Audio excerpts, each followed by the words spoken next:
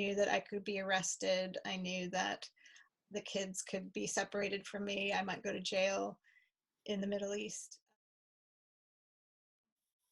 Hello and welcome. My name is Amanda, and today I am with Amy Moser. She's based in, where are you based at the moment? I'm in London, in the UK. In the UK, and I'm based in Spain, and we both met at the Self-Worth Academy. So we're both associates working together with a big team of beautiful stars, and I'm really delighted to be here today and hear a little bit more about Amy and her story of how she came about self-worth. So perhaps Amy, you'd like to share whatever it is that you want to share. Thanks, Amanda. Thanks for having me on your show. Um, Show. yeah, I'd love to tell about my self-worth story. And I'm a coach here in London, and I work with parents and also some teachers and young adults, sometimes parents and their kids together. So, yeah, my story is around an international self-worth story. And so my self-worth, it went around the world and then it came back.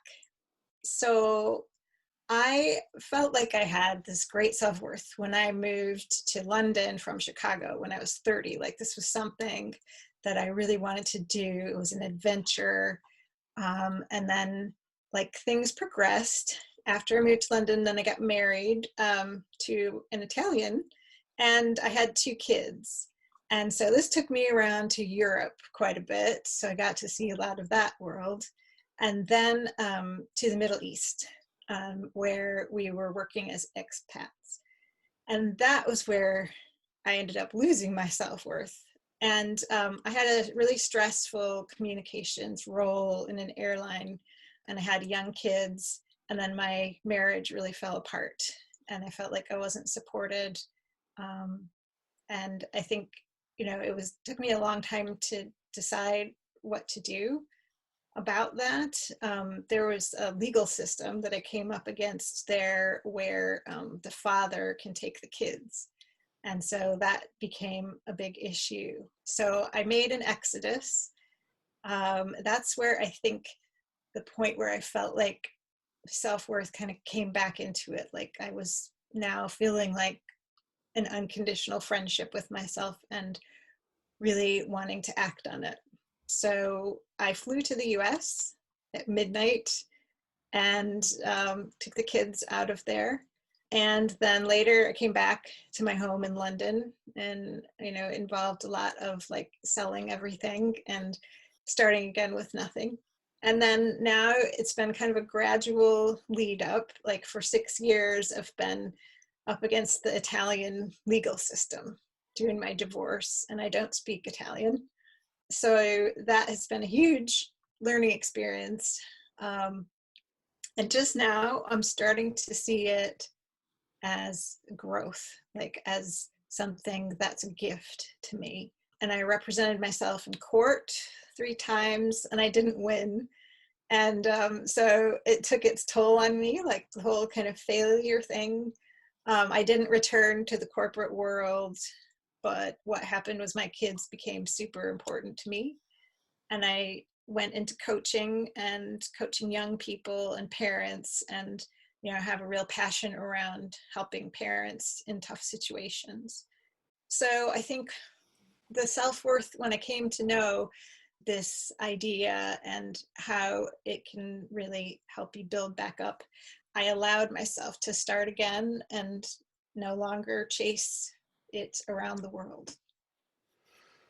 Mm, beautiful. I love how you summed that up as well. Chasing it around the world. Yeah, as if we're needing to um, find it, right? Uh, Thank you for sharing. I'm curious to hear more of what did you know what self-worth was when you mentioning that I mean, right now we have a deeper understanding of what it is, but back then, is the feeling that you felt, did you know that was self-worth, or how did you relate to it then? because we at the academy we make the differentiation between self-esteem and self-worth.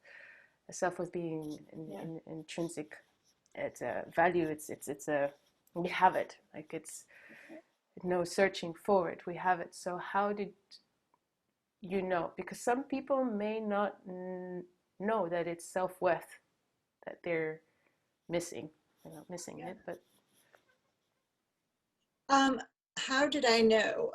I think because I was really um, being kind to myself, like at the moments where I was thinking about this exodus and needing to, um, do something that was quite scary. Like I knew that I could be arrested. I knew that um, the kids could be separated from me. I might go to jail in the Middle East. I've seen some case studies of those things. So there were, I guess, reasons why I felt like I wanted to be kind to myself in this situation and really have that feeling about it. And it didn't feel like an achievement. It didn't feel like something that would later bring me some kind of anybody to say like that was a great thing to do. mm, um, I just had this kind of supreme protection around myself. I gradually realized that's what it was. were there as a thought process, or was there certain actions that you did in order to get you to that space? I was open to looking at things in a different way at the time that I made those choices. And then now, like, I feel like I'm still doing it, like every day, I'm still looking at my self worth. And, it doesn't just come and go, turn on or off. There's kind of a long way of going up, and there's probably a long way of going down too. Mm, Um, and I think, like, now, some of the things, like, from the book about self worth, The Self Worth Safari by John Nyland, that has given me a whole lot of different options to be open to and ways to see in my kind of actions daily how that works.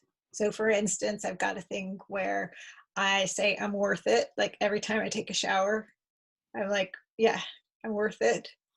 And so I've got that like built into my day.